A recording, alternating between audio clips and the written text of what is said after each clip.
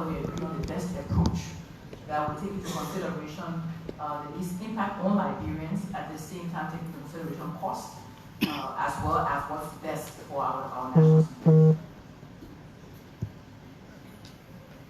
Thank you, Senator Johnson of River County. Senator Joseph Jala of River County.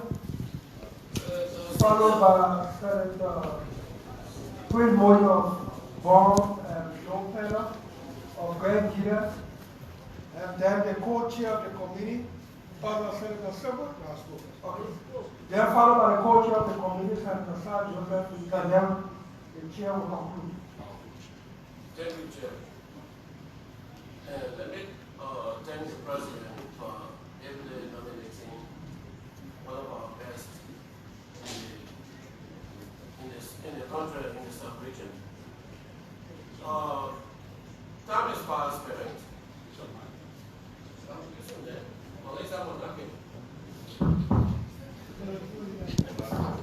I'm happy that I'm finally giving a chair to participate in this hearing. I'm the senior senator of Lofa County. Yes, that's what we want. That is very important. So, the way the question, the hearing was anticipated, I changed my paragraph. I wanted to take a panorama of foreign ministers and compare and contrast, but that is not possible. Most time, a president will not nominate a foreign minister without sitting with that person to say why they wanted to be foreign minister. And I'm not going to ask you what did Uncle, but I can tell you as to why they will be nominating you to this position. But I know in 1954, President Tupper changed the course of the dynamics when he chose Momodu S. Dugley as Secretary of State. He was labeled as the first native, but in the end they said he was the first and he was a Madigo man. When Secretary of State Dugley, before appointed, and Tupper sat down for Tupper to inform him as to why he would be chosen, Tupper was drinking brandy. And I was not born, but I was there in the meeting. I was not born, but I was there at the meeting. President Tupper was drinking brandy and holding his cigar. Mr. Duque was there drinking Fanta. And on top of it, he was a Muslim. So President Tupper told him why he was choosing him and ended with bought and stopped there. So in his response, he asked President Tupper. You were there? I was sitting right in that meeting. You were there? I was there. So, in his response, he said, Mr. President, you spoke yourself up. Why but? The president said, well, you are a Muslim. Is it possible to become a Baptist? And he said, yes. Okay, Methodist, Baptist, I need to become a Christian. So in no time, he said yes. The next day, he went and turned over the praying mat in the mosque. He turned over the praying mat in the mosque and went to the church and began to settle as a Christian. Mr. Douglas. That is just the characterization as to how decisions are made. Sometimes in small countries.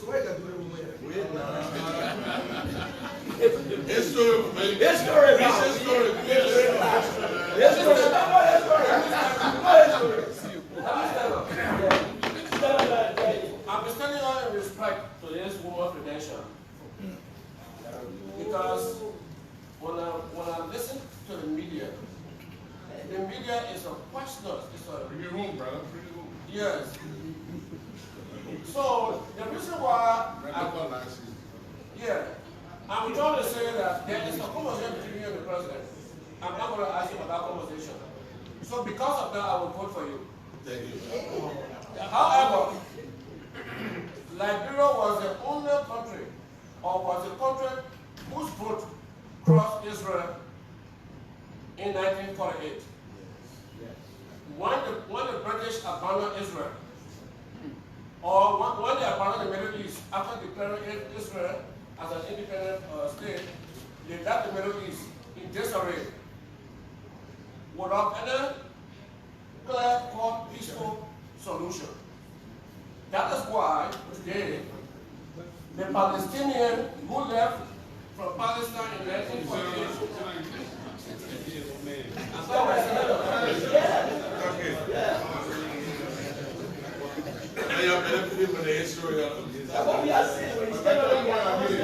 I enjoyed it. Go ahead.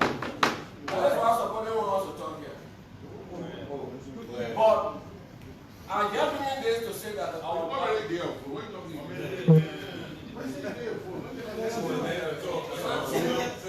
just not my vote. I know. Yeah. So, Madam Nominee, Madam Minister Designate, there are no doubts. I'm one of the foreign affairs committee people.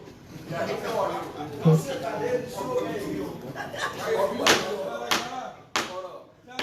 I think the order.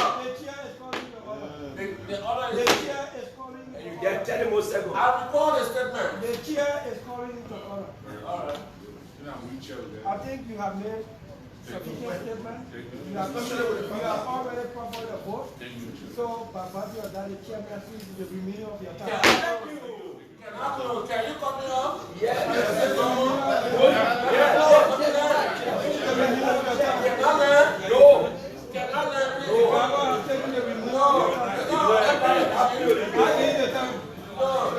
I need to learn.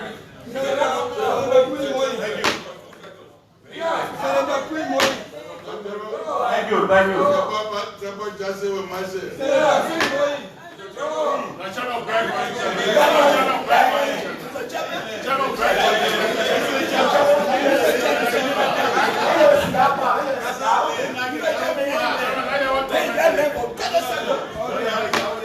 Go ahead. Stop.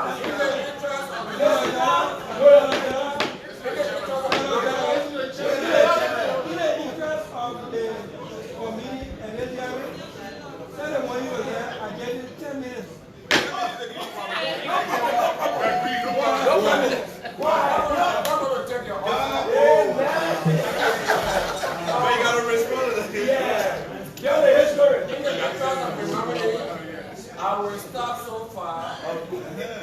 I'm chairman of one of the company of banking and currency. Wow. What do you They cut across borders. They cut across borders. Banking and currency just cut across borders. So I take interest in the confirmation. That's why I'm here.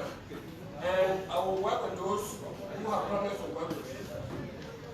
As one of those who spend time on foreign policy. Okay, thank you, madam.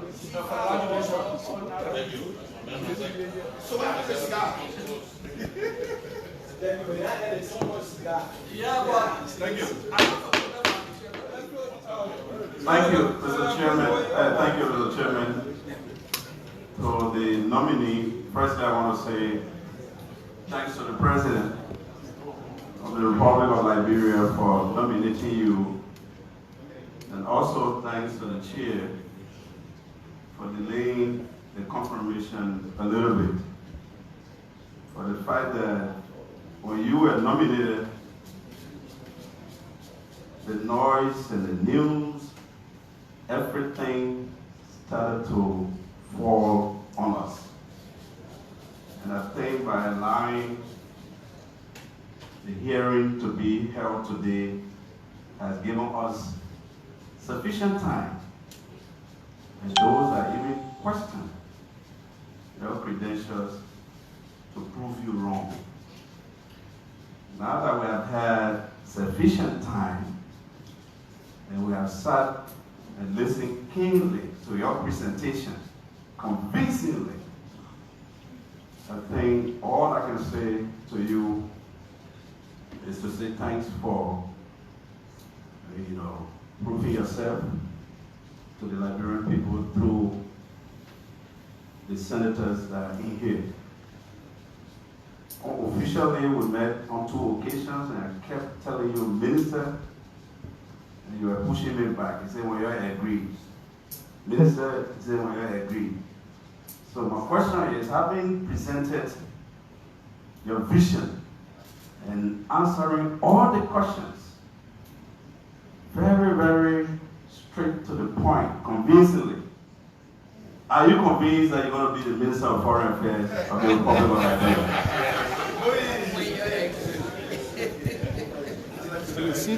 I agree. Honorable Senator, I still answer to the title of Minister Designate because I respect this honorable body and I know that I cannot call myself Minister unless you agree and you confirm. If I'm given the opportunity and you confirm me as a minister, I would be one proud Liberian to serve my people with everything I know, everything I've done to be able to help us transform Liberia. Thank you. And rest assured that if the committee comes up with a report to confirm you will have my vote. Thank you. Senator Sara, followed by the co-chair of the committee, Senator Sara Joseph, and then I will conclude as chair. Thank you, Mr. Chair, for the opportunity. Madam Minister Destiny, I have only one question for you. During the inauguration, you were just a common citizen. I attended. I stand to be corrected. Now you are Minister of Destiny. If we ask you, if confirmed, how will you grade the foreign affairs during the inauguration, the protocol that took place on the 22nd of January? How will you grade the outgoing Minister of Foreign Affairs, the kind of protocol they put together on the 22nd of January? How will you grade them? And what as far concerned foreign ministry every when I finish you can come and do the correction.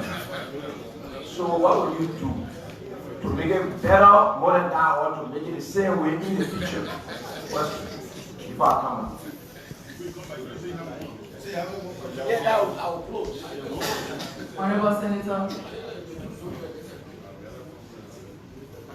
the inauguration of His Excellency President and Honorable Vice President Jeremiah was an occasion that all Liberians look forward to. It's an occasion that all Liberians wish the best for. There were lapses. I cannot sit here today and say I can give directly account for who was responsible for different lapses. All I can say is that there's room for improvement for all of us. But I believe on the legislative agenda that the President put forth in terms of a Transitions Act, this is very important. The Transitions Act will spell out roles and responsibilities very clearly. There will be no room for ambiguity, no room for passing the blame and passing the buck. It will be very clear what's expected of everyone for us to have a stellar inauguration.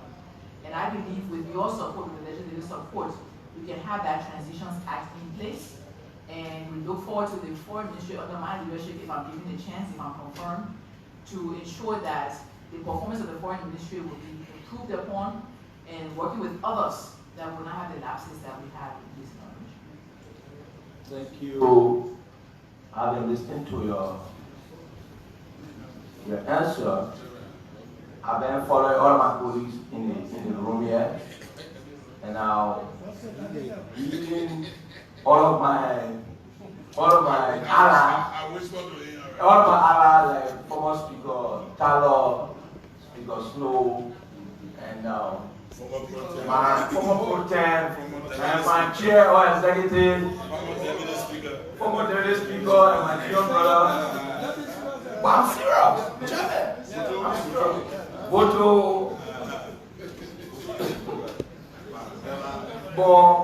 Bonke, all those people, I can assure you, all of my allies, I can assure you,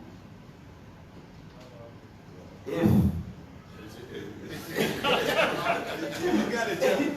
the chairman will bring a good report, and I believe you're a man that got reason, and you saw the way you handle the committee today by telling the Liberian people what you think of the do. So, the people of Nigeria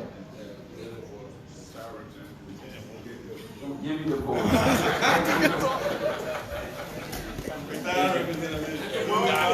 Our co-chair, the Honorable Senator Sara. Thank you, Mr. Chairman. The police, again, congratulations for your nomination.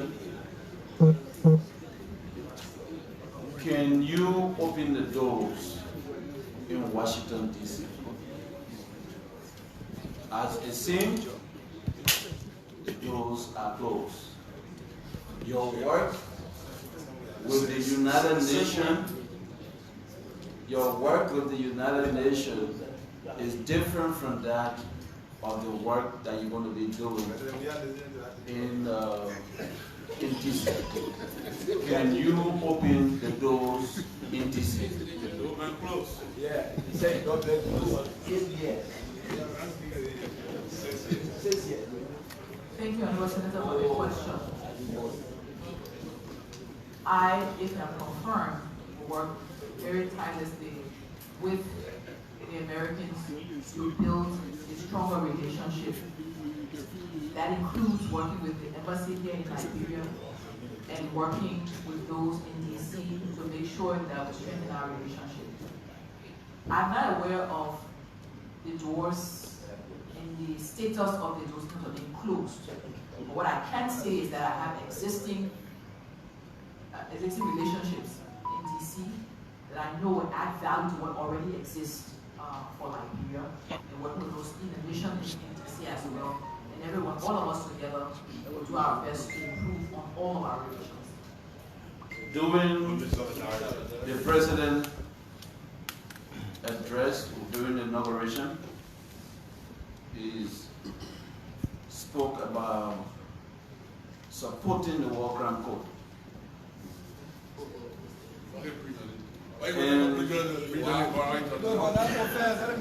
And you are here when confirmed will be the principal representative in the implementation of that. Do you agree with the president considering your work relationship with the United Nations?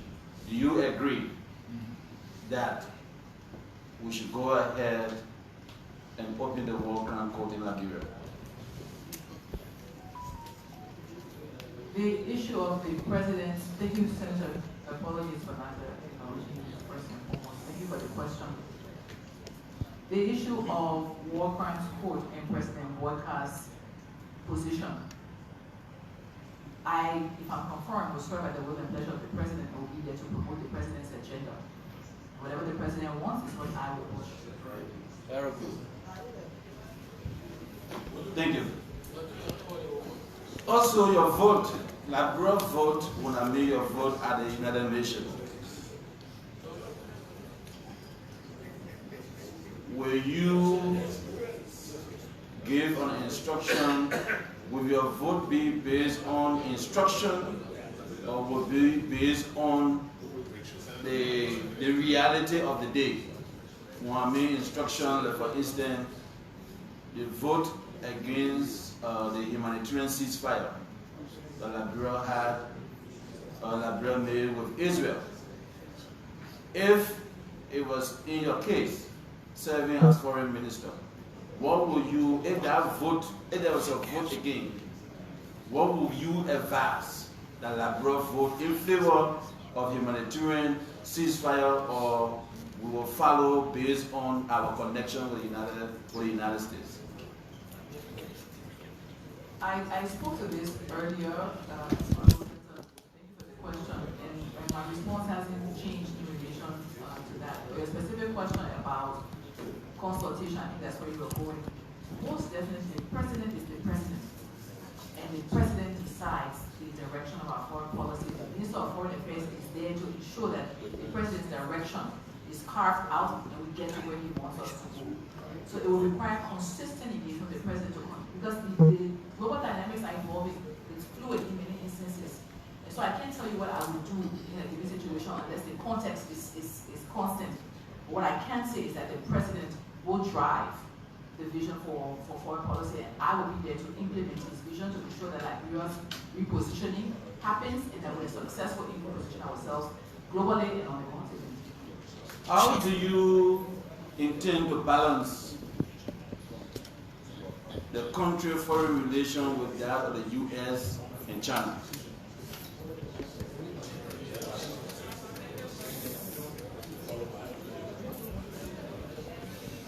Honorable Senator, what I would intend to do is to continue to ensure that Liberia focuses on Liberia's national interests, working to develop Liberia, and whoever can help us to develop Liberia will be engaging with them in a way that's mutually beneficial, not getting involved in other countries' bilateral issues. What is your view relating to embassies, Liberian embassies? We have many embassies around the world, and not having the resources to support them. What is your view? Do you believe or do you think we should shut down some of those embassies where we are unable to handle?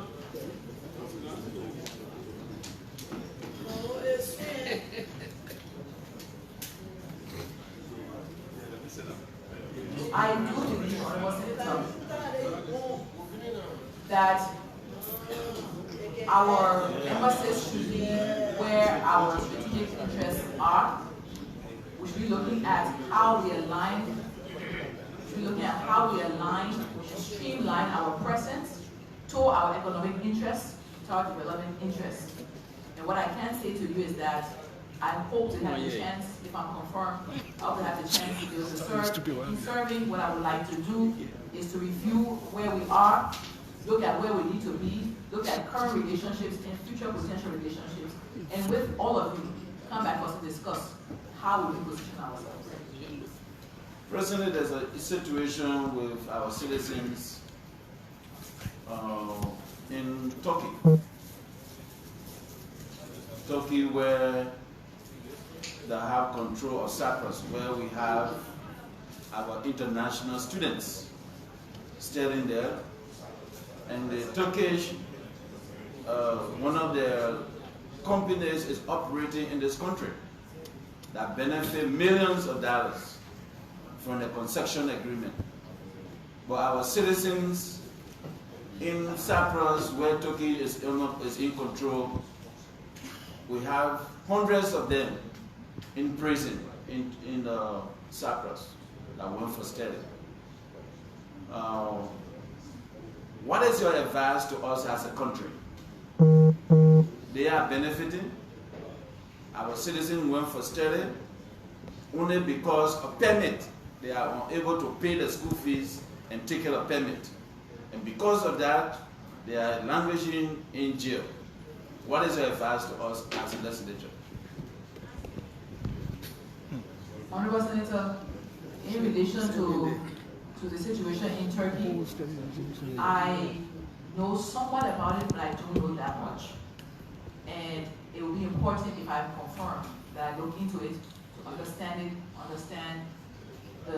understand the situation, understand what led to it, understand how it's impacted us, and then offer solutions to deal with it. My last child is in Turkey, is in Cyprus. My last child is studying in Cyprus. And so I know some of the issues that Liberians face in Cyprus. I do it from the perspective of a mother. I don't do it from the perspective of a foreign minister. If confirmed, I will look into that. Thank you very much, Mr. Chairman and members of the committee. I yield. Thank you. Following a long day, we are just about the one thing that I want to thank ELBC for carrying this confirmation very live for people to hear, tell me what's interest of the contract. Nominee, in 2009, I contested for senator at the Inauguration, or went for a senatorial debate at City Hall. And somebody asked me, they said, Mr. Dillon, we heard that you are not a high school graduate. To prove that you are a high school graduate, can you name 5 of your classmates? So I stood up at City Hall and I said, but I graduated 20 years ago from Westchester High School. The best proof of my graduation from high school is school document. 20 years ago, if I named John Brown as one of my classmates, you will know him. They say, oh, the man got classmate. Since 2009, nothing else Since 2009, at Tire Experiment, the school has spoken. We have gone to school activities where class of 89, class of 88, when I sat down, we went to funeral of the principal, the principal Bomi. We wore different t-shirts to identify class by class. Still, people say, I'm finishing our school, so I just come and say, integrate and lead Yeah, you know that. I got this thing to say, that singular answer the way I responded. They stuck in people's head today and they just bear with it. They're not feeling happy, they're not feeling happy. But nominee, do you care to speak about your academic credentials? It is casting dark expression on your own character and integrity. With your excellent display here of your experience, deep experience in foreign service related matters. Can you speak to your academic credentials? Yes, sir. Honorable Senator, as I said earlier in my opening statement, just to re-emphasize, because I did speak to it in my opening statement, that I served in the UN before I got my degree. I was headhunted into the UN to do the global fund proposal. In order for me to advance in the UN, I needed to have an advanced degree. And I sought a school that is not a bogus school, a real school that was listed on UNESCO listing of schools. It's a worldwide listing that is available to everyone. And in 2006, when I was looking for a school to go to online, I identified Andrew Jackson University. I paid tuition, I took my classes, I ordered my books by DHL to Nepal. I did all of my classes and I completed my master's, as I said. And to prove to you it's not a bogus school, at the end of the day, it was changed. And I know there's some schools we had in this country before that closed down. And my cousin went to St. Patrick's. There's no St. Patrick's anymore, doesn't mean he went to St. Patrick's. At the end of the day, Andrew Jackson University changed to New Charter University. I was not a student at New Charter University. I was a student. And so in our let me save you and us the headache. The committee will refer to you regarding your submission of the CV and your academic credential. The committee will refer to you as to what are the additional questions that you need to answer and what you need to